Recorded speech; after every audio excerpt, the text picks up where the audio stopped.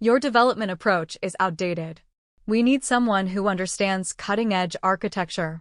Nathan's words sliced through the conference room at Apex Data Systems in Austin, Texas, leaving a thick silence in their wake. Around the table, my colleagues avoided eye contact, as if watching a public firing they didn't want to witness. 20 years of dedication, reduced to a single humiliating dismissal. I felt the familiar flush creep up my neck, but I kept my face composed. Nathan slid the termination papers across the sleek glass table, his perfectly manicured fingers drumming impatiently. "Do you have anything to say, Hannah?" he asked smoothly, his voice full of fake sympathy for the audience of engineers and managers seated around us. "No. Thank you for the opportunity," I replied, my voice steady even though my hands trembled slightly as I collected the document. I stood, gathered my things, and walked out, head high. "My name is Hannah Clark. I'm 57 years old, and until half an hour ago, I was the lead systems architect at Apex Data Systems. For 2 decades, I poured everything I had into building Apex's backbone, the custom data architecture that powered everything from e-commerce analytics to enterprise resource management for hundreds of major clients. As I packed my belongings into a cardboard box back at my desk, waves of memory hit me. Long nights troubleshooting crashes, weekends spent writing code to meet impossible deadlines, and innovations that turned a shaky startup into a leader in the data analytics industry. Every item I placed in that box represented a piece of myself. Adam, a junior developer I'd mentored, hovered near my desk. "Hannah, this isn't right. They can't just—" "It's okay," I interrupted softly. "Things change. Companies change. But your architecture runs everything here," he whispered, glancing nervously toward Nathan's office. I smiled, a real one this time. "Yes, it does." What Nathan Grady didn't know, what he'd never taken the time to learn before orchestrating this dramatic power play, was that I developed Apex's core architecture under a separate consulting agreement when the company was still small. Back in 2003, when Emma Patel first approached me with her bold vision for a next-generation analytics platform, Apex was 3 people working out of a shared co-working space in downtown Austin. Emma had the business chops, but she needed someone to build a robust system that could process massive datasets with speed and precision. "We can't afford you full-time," Emma had told me in our first meeting. "But I know your reputation from Meridian Tech. You're exactly who we need." So we drew up a consulting contract that allowed me to create the architecture while keeping the intellectual property rights, unless Apex purchased them outright, which never happened. Paragraph 19, Section D made that crystal clear. As I walked toward the elevator, box in hand, I felt an unexpected calm settle over me. I had laid every brick in Apex's foundation, and now Nathan was about to learn what happens when you yank out the cornerstone without checking if it's load-bearing. Nathan had arrived just 6 months ago, full of Silicon Valley swagger, spouting buzzwords like microservices, cloud native, and AI integration. He dismissed my explanations of our architecture's elegant complexity as old-school thinking. In his eyes, I was a relic, a barrier to his vision of progress. The reality? Nathan had no idea the heart of Apex's systems was contractually protected. He never read the original documents, never consulted the people who understood the foundation he was so eager to rip apart. That afternoon, at home, I poured a glass of sweet tea, sat at my kitchen table, and pulled up my digital archives. There it was, the 2003 consulting agreement, tucked safely in cloud storage, along with every technical spec and memo. Section 31 outlined it perfectly. If Apex terminated me without a license buyout, the system would default to evaluation mode after 48 hours, crippling functionality until the licensing was resolved. I hadn't designed it as a trap. It was a safeguard. Nathan was about to find out the hard way what he should have learned before pushing me out. Apex had agreed to revisit the licensing once series of funding came through, a promise Emma made easily at the time. But as Apex grew, that promise faded. Series A came and went, followed by Series B and eventually a successful IPO. Emma moved into the chairman role, leaving the day-to-day in the hands of a revolving door of CEOs who knew nothing about the original consulting agreement. The licensing contract was quietly buried in the company archives, forgotten by everyone but me. I never pushed the issue because I genuinely loved the work. Over the years, I expanded and refined the data architecture, transforming it into a seamless system that powered everything from real-time data ingestion to predictive analytics. My code became so deeply woven into Apex's operations that few people even realized just how essential it was to every product the company offered. Then came Nathan Grady. 6 months ago, Apex brought him in as their new director of engineering, at just 34, the youngest in the company's history. Nathan arrived with a Silicon Valley pedigree and an aggressive mandate to modernize our systems. In every meeting, he spoke in a relentless cascade of buzzwords: microservices, serverless computing, AI optimization, blockchain integration. He dismissed the robust, battle-tested architecture we'd spent years building as legacy baggage. "We need to pivot to a more agile framework," became his constant refrain, though he rarely explained what that actually meant. I tried to collaborate, explaining the elegant complexity of our systems, how they could evolve carefully without risking a total collapse. But Nathan saw my caution as resistance and my experience as defiance. To him, I was the old guard, a relic standing in the way of his big, disruptive vision. "The tech world waits for no one, Hannah," Nathan told me during our last one-on-one, barely glancing up from his phone. "Either adapt or get out of the way." I never imagined he'd force the choice for me, but in hindsight, maybe it was inevitable from the moment Nathan walked through Apex's doors. That afternoon, my house felt unusually still as I stepped inside. I placed the cardboard box of my things on the kitchen counter, poured myself a glass of sweet tea, and sank into my favorite armchair. 20 years of my life, swept away in under 20 minutes. My phone buzzed over and over, texts and emails from colleagues, expressing disbelief and support. I appreciated their kindness, but I wasn't ready to answer. Instead, I opened my laptop, clicked into my personal cloud storage, and retrieved the folder I'd labeled Apex Contract Plus Docs, a folder I hadn't needed to touch in years. There it was, the original 2003 consulting agreement, alongside neatly organized documentation of every intellectual property contribution I'd made. I scrolled through the pages, confirming what I already knew. The licensing terms were airtight, drawn up years ago by a lawyer who specialized in software IP. Section 31 spelled it out plainly. If Apex terminated my employment, they had 30 days to either buy the full license or negotiate terms for continued use. If they failed to do either, the system would automatically revert to evaluation mode, locking down key functions until the license was resolved. I had built that failsafe into the very core of the system.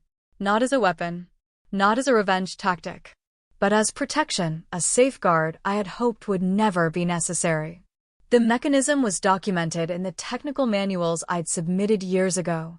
Of course, no one, least of all Nathan, had ever bothered to read them.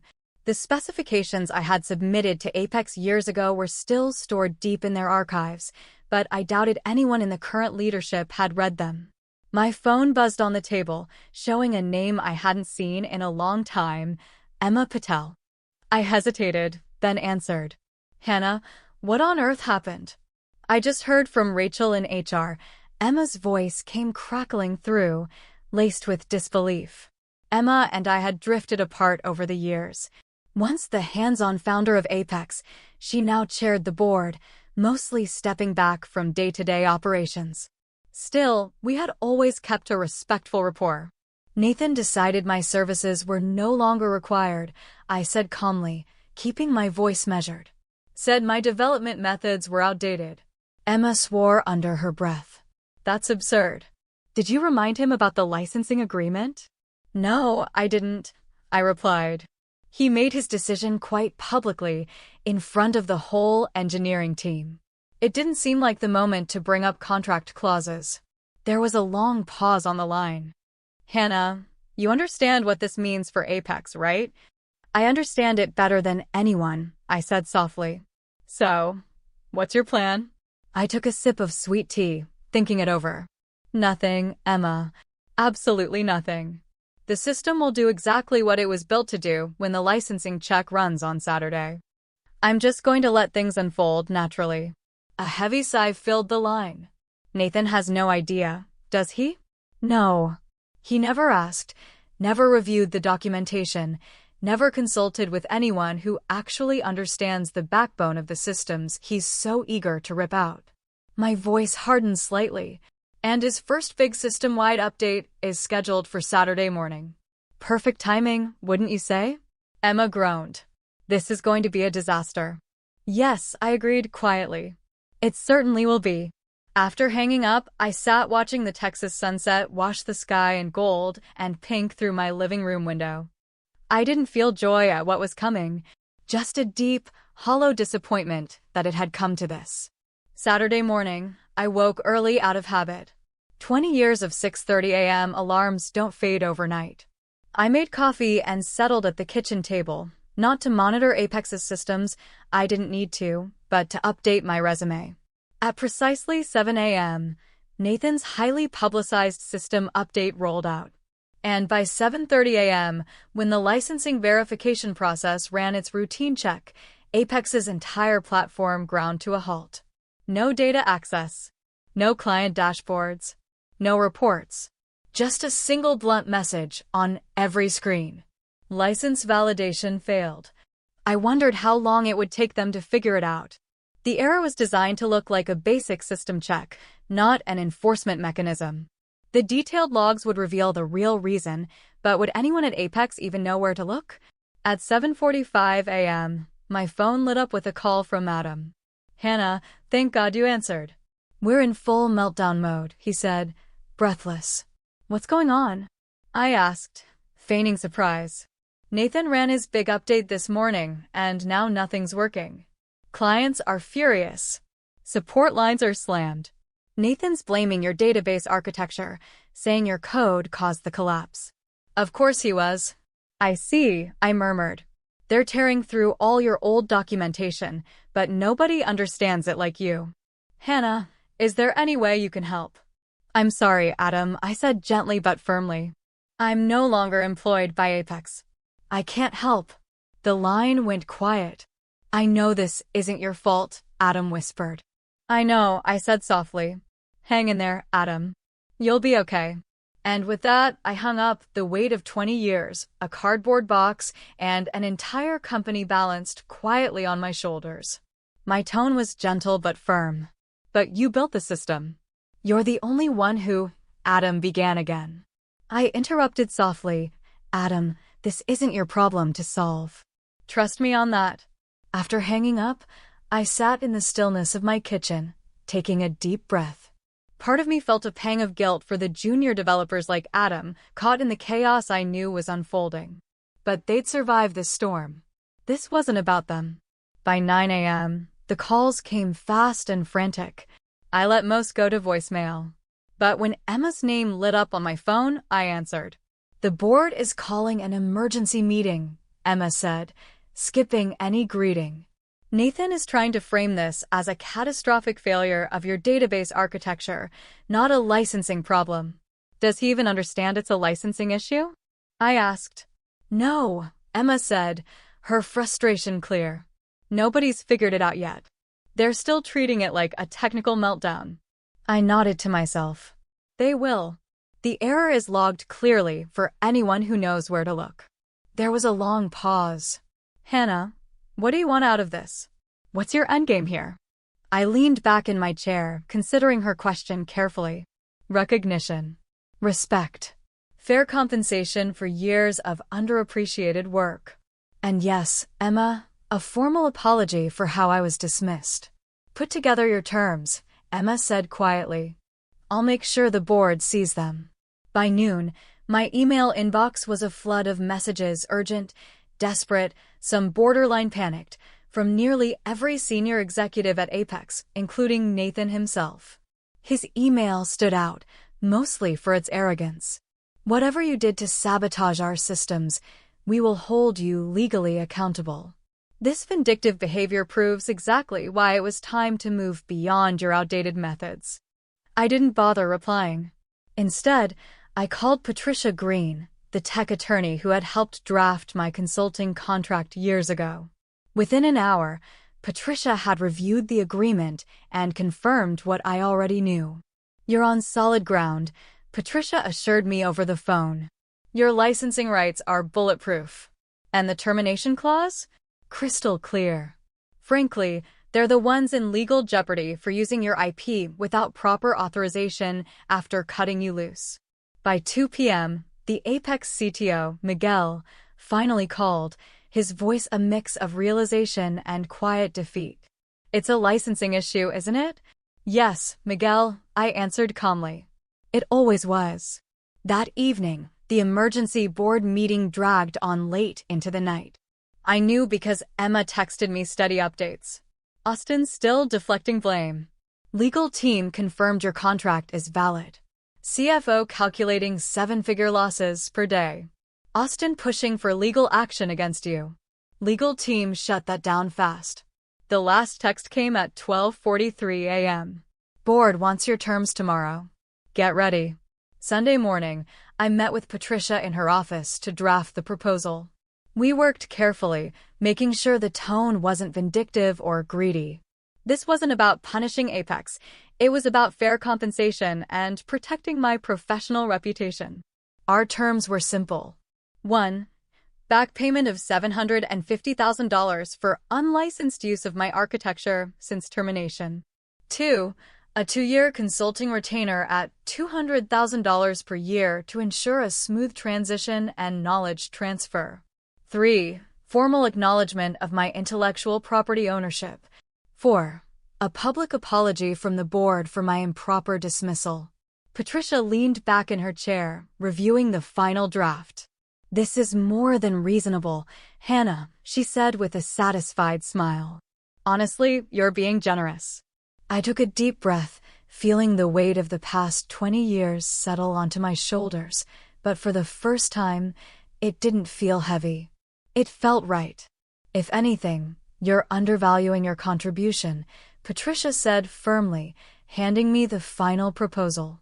At 2 p.m., my doorbell rang. To my surprise, Miguel Torres, Apex's CTO, stood on my porch, his expression tense but apologetic. "The board sent me as their representative," he explained as I invited him inside. "They figured I might be better received than some of the others." We settled into my living room, the air thick with unspoken tension. Miguel had been at Apex almost as long as I had, though we'd never been especially close. He had always focused on hardware and infrastructure, while I built the software core. "I want to apologize to you personally," he began, his discomfort obvious. "I should have spoken up when Nathan started pushing for your termination. I knew the value of what you'd built, but I didn't fight hard enough to protect you or your work." I appreciated his candor but kept my guard up. "Thank you, Miguel. But I assume you're here for more than just an apology." He gave a tight nod, pulling a folder from his briefcase and sliding it across my coffee table. "The board reviewed your terms. They're ready to accept them with one change." I raised an eyebrow.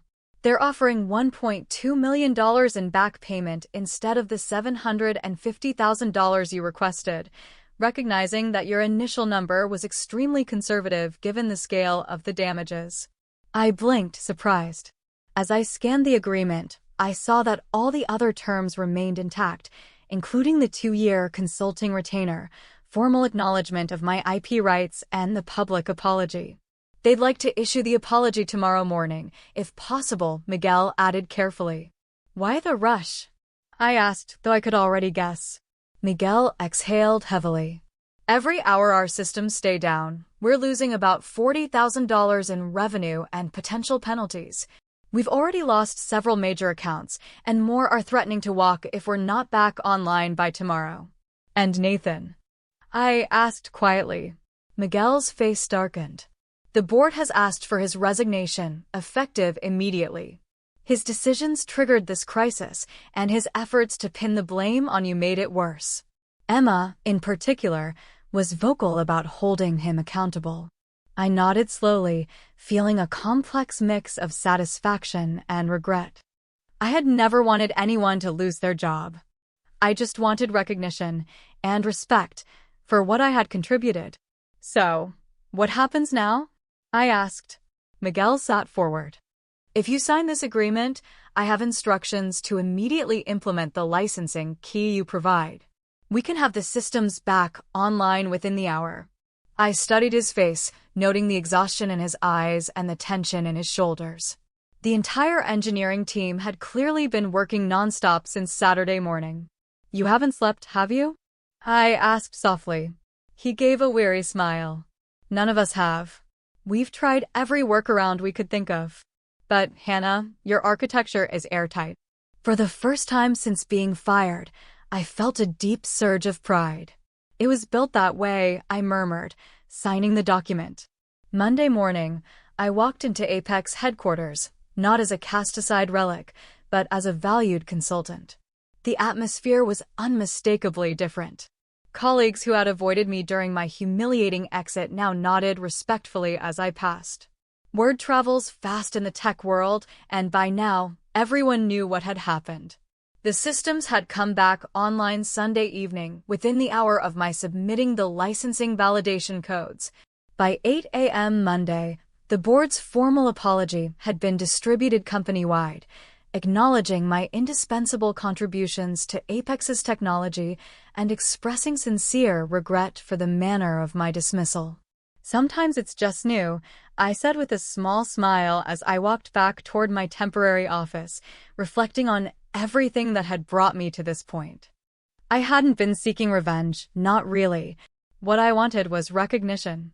And sometimes, I thought, the quietest lines of code carry the most powerful safeguards. 6 months into my consulting agreement with Apex, the company was thriving again. Client confidence had been fully restored, and the technical team had grown stronger, with a renewed commitment to documentation, teamwork, and knowledge sharing. Nathan's replacement, Vanessa Wright, brought a refreshing style of leadership. She was pragmatic, thoughtful, and balanced, a leader who respected both innovation and stability. It was exactly the change Apex needed after the chaos of Nathan's short tenure. I had implemented a full training program for the younger developers, ensuring my expertise wouldn't remain locked away in a silo. Adam, in particular, had impressed me with his quick grasp of the architecture's nuances, and it was clear he was emerging as a natural successor to take over after my consulting term ended. The board maintained a respectful distance, allowing me to do my work without unnecessary interference, but leaving no doubt that they now understood the value of what I brought to the table. Emma checked in periodically, and over time, our old friendship quietly rekindled as we collaborated on longer-term strategic plans. One quiet Wednesday afternoon, I received an unexpected knock on my office door. It was Rachel from Human Resources, the same woman who, 6 months earlier, had processed my termination papers. I brought you something, she said with a small smile, placing a manila envelope on my desk. It just came through from legal. Inside was a formal document formally acknowledging my intellectual property rights to the architecture, now officially licensed to Apex under the agreement we had negotiated. It was signed by every board member and accompanied by a personal note from the CEO. With our deepest appreciation for your contributions and our sincere apologies for failing to recognize them sooner. It wasn't just a legal formality. It was validation for 20 years of work, for countless late nights and sacrificed weekends, for the sweat that had built something lasting. I ran my fingers over the embossed Apex seal, and for a moment, I was back in the early days, remembering the startup office with 3 people and a whiteboard full of impossible dreams. Thank you, Rachel, I said softly. She nodded, understanding the weight of the moment. You know, after everything, a lot of people expected you to be angrier. Vengeful, maybe. I smiled. I never wanted revenge. I just wanted respect. As Rachel left, I carefully placed the document in my portfolio. The real victory hadn't been in bringing Apex to its knees. It was in helping it stand taller. A year after my very public dismissal, I found myself standing at the podium at the Texas Technology Leadership Summit, delivering a keynote address titled Building Sustainable Systems: The Human Element in Software Architecture. The irony wasn't lost on me. I had been invited because of how the Apex situation had resolved. My story had become a cautionary tale in tech management circles, a powerful example of why companies should value experienced engineers instead of rushing to replace them with shiny new talent. Several industry publications had covered the story, though Apex had wisely limited its public comments to the official apology. As I wrapped up my speech, the audience of executives and engineers burst into applause. During the Q&A, a young woman raised her hand. "Your architecture saved Apex from collapse," she said. "But now you're actively teaching others how to maintain and eventually replace it. Aren't you undermining your own power by sharing your knowledge so freely?" the young woman asked. It was an insightful question, one that cut right to the heart of what many people had misunderstood about my actions. "Knowledge isn't power when it's hoarded," I replied calmly. "It's power when it's properly valued." I never wanted to be irreplaceable. I wanted the systems I built to be understood and appreciated. I paused, glancing around the room. The real failure at Apex wasn't just one director's arrogance.